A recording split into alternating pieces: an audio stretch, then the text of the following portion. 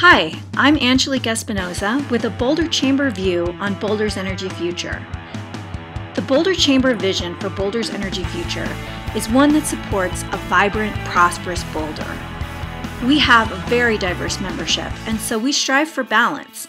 On this issue, we're striving to balance the clean energy goals that are so important to our community with risk mitigation, which is particularly important for the business community. We believe that clean energy powers the future of business. Coal and gas are limited resources. We know they'll run out, and they're subject to volatile price fluctuation and increases over time. In addition, they have significant environmental costs, whereas renewables are an unlimited resource with zero fuel costs and significantly fewer environmental costs. Clean energy also presents exciting opportunities for innovation. Evolving technologies in the areas of wind, solar, and geothermal, microgrid, and smart grid applications create opportunities for new businesses. But the utility business models must evolve to leverage these opportunities, focusing on service as a revenue generator and making significant software investments to leverage the two-way information flow provided by the smart grid. We've also got to recognize that regulation can either support or hinder that evolution. Equally important is the fact that that transition needs to work for businesses in the here and now. We need to utilize traditional fuels that are relatively plentiful and currently inexpensive to transition strategically to renewable resources. Natural gas is important for firming the intermittent wind and solar resources in particular. And technologies must be proven for the market before they can be deployed to customers who have high reliability needs. The Boulder Chamber supported both the Climate Action Plan Tax 1 and 2 to achieve community goals and to focus on business energy efficiency. And we partner with the City of Boulder on a program called Re-Energize Your Business to promote the business case for energy efficiency. We're also both a founding member and currently serving on the advisory board for the National Chambers for Innovation and Clean Energy, with whom we successfully collaborated to support the wind production tax credit. How did we get here?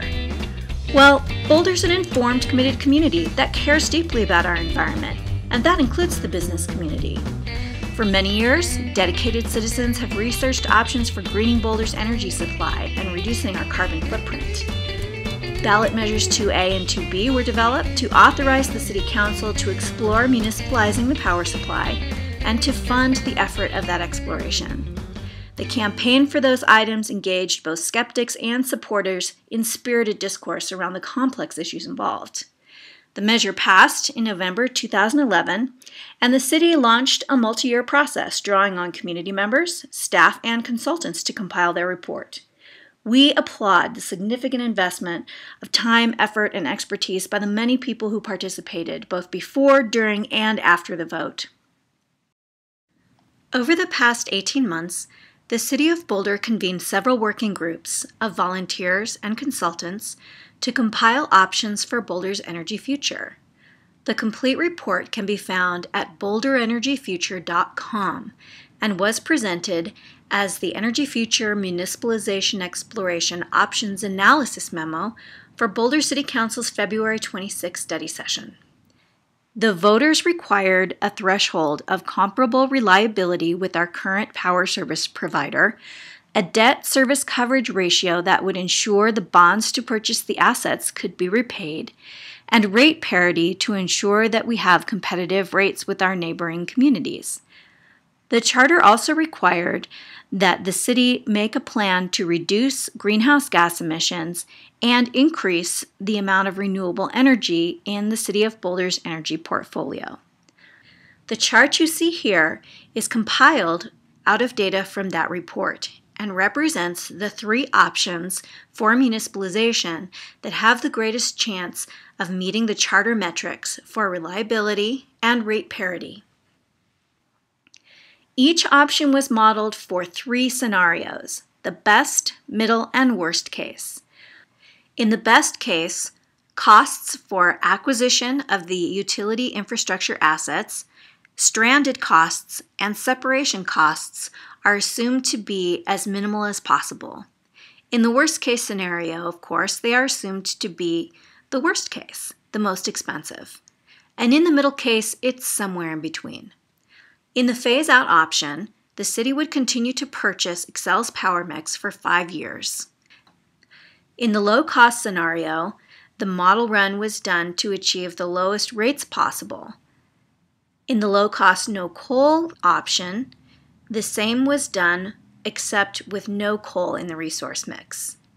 As you can see, the three options differ from each other significantly in terms of their potential ability to meet the rate parity metric, that is to say, their ability to achieve rates which would be comparable to Xcel's over the 20-year period that was modeled. Here are our takeaways from the city's options report. In the pros column, if the best, middle, and worst case are equally probable, then the city's model shows about a 50-50 bet that municipalization could provide rates and reliability comparable to Xcel Energy, as the city has defined it, cut Boulder's greenhouse gas emissions by more than half, and more than double renewables in Boulder's energy resource mix. In the cons column, we can see the phase-out scenario provides no real benefit in terms of renewables and GHG reduction until 2022. The low-cost, no-coal scenario only meets rate parity in the best case, and the run rate to discover whether actual cost will reflect the best, middle, or worst case is about $2 million a year. After reading the city's report, the Chamber has some initial questions. The first set of questions is around governance. According to the voter-approved charter language, the Boulder City Council is the default governing body, or the ratemakers. The Boulder City Council is a political body elected by residents. How will the council establish a fair balance between achieving policy goals and meeting the legitimate needs of the majority non-voting business ratepayers for cost-effective power? Energy is a key economic sustainability driver in a competitive marketplace, and power utility operations are highly technical. Should a Boulder utility be governed by a political body? City Council may delegate as much or as little authority to the Utility Advisory Board as it chooses. What is an appropriate level of authority for this board? Businesses make up over 2/3 of Boulder energy use. A third of the seats on the 9-member Utility Advisory Board defined in the Charter are reserved for non-resident owners or employees of the businesses in the City of Boulder. How will business energy users be meaningfully represented in the governance of a municipal power utility with a disproportionately small number of seats? Will business ratepayers be expected to share those 3 seats with the nearly 6,000 ratepayers inside the proposed service area, but outside the city limits? And what will be the standard for determining that an employee appointed by a Boulder business will speak with authority as a representative of the business community? In terms of expenses, our questions are around whether they're all accounted for. Staff tested over 50 uncertainties to see which had a significant impact on the model rates outcome. They included about a dozen of the most impactful uncertainties in the final scenario reports for the best, middle, and worst case for each option. Could a significant loss of ratepayer base, 1 or 2 large energy users for example, impact those sensitivities? Are there unmodeled uncertainties that could be significant if the opinion of the city's legal team turns out to be incorrect? And how can the public fully analyze the cost assumptions without the city's full disclosure of the model and detailed assumptions around separation, stranded, and acquisition costs, which are currently aggregated? To preserve legal negotiating position, the city aggregated separation, stranded, and acquisition costs in the options report. For the same reason, there has been limited transparency into the mathematics of the model itself. As a private company, Xcel has also reserved the right not to disclose rate design assumptions, electric infrastructure details, and other information. How will the public fully analyze cost assumptions and compare options without these details? And at what point can the public expect to access such information from either the city or Xcel? Also, will the independent third-party reviewer required in the Charter have access to this information? In terms of risks, we wonder, what are they? Investment in forming a municipal utility would be the largest one-time investment in Boulder's history, and is fraught with the inherent risk of any new venture. we must weigh the exciting possibilities against a thorough risk analysis and employ appropriate mitigation strategies. Why not run a Monte Carlo analysis to stress test the city's probabilistic model and flesh out the truly worst-case scenario for consideration? Without regulatory oversight, what protection exists against day 2 rate hikes, punitive conservation rates, and other rate impacts made by the choices of future and as yet unknown city councils? And could a legal challenge from Muni ratepayers outside the city limits impact municipal utility rates? Xcel is a known entity which is regulated by the Colorado Public Utilities Commission and able to spread risk across a large ratepayer base.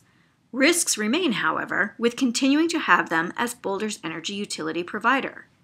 How will Xcel's capital investments in coal plants, the rising cost of coal, and increasing regulations on coal production impact future rate increases? How quickly will Xcel be able or willing to ramp up renewables?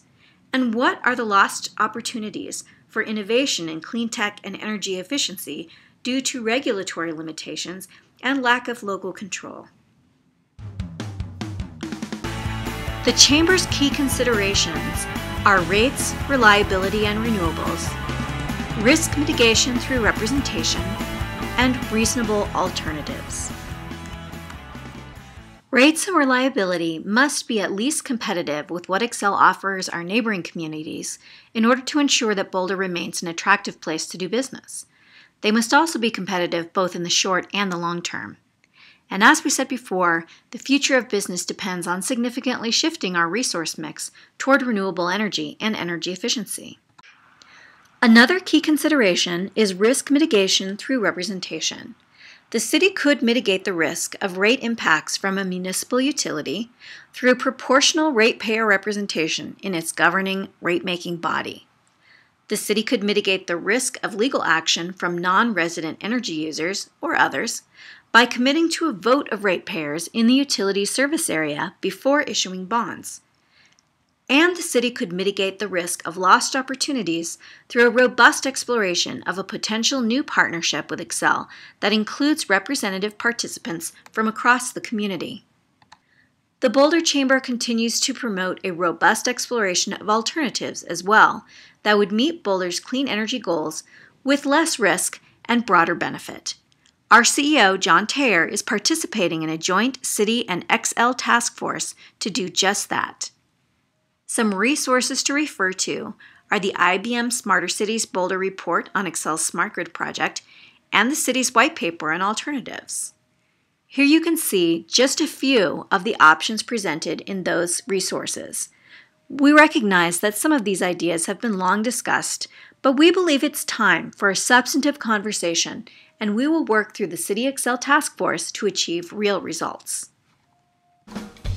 On April 16th, the Boulder City Council will vote on whether to authorize staff to take action, approve legal action on the valuation of the Xcel assets and filings, discuss governance, initiate a third-party review process to examine the assumptions in their modeling, explore the Xcel partnership, prepare a Phase 2 work plan, and come forward in August with a condemnation resolution.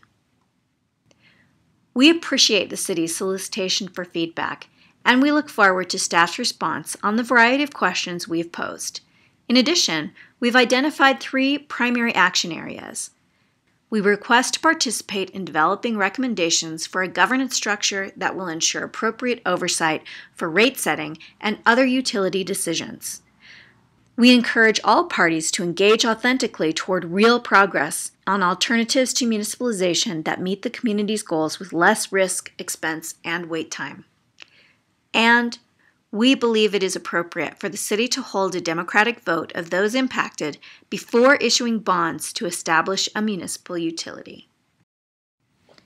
The question of how to proceed on Boulder's energy future is an important one for our whole community, and we encourage you to make your voice heard. We look forward to hearing more from you as we prepare our final thoughts for Council's April 16th meeting on this important issue. You can provide input to the Boulder Chamber or the city, or both.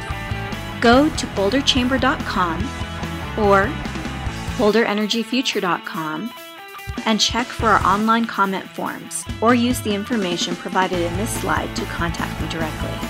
Thank you very much for taking time to learn more.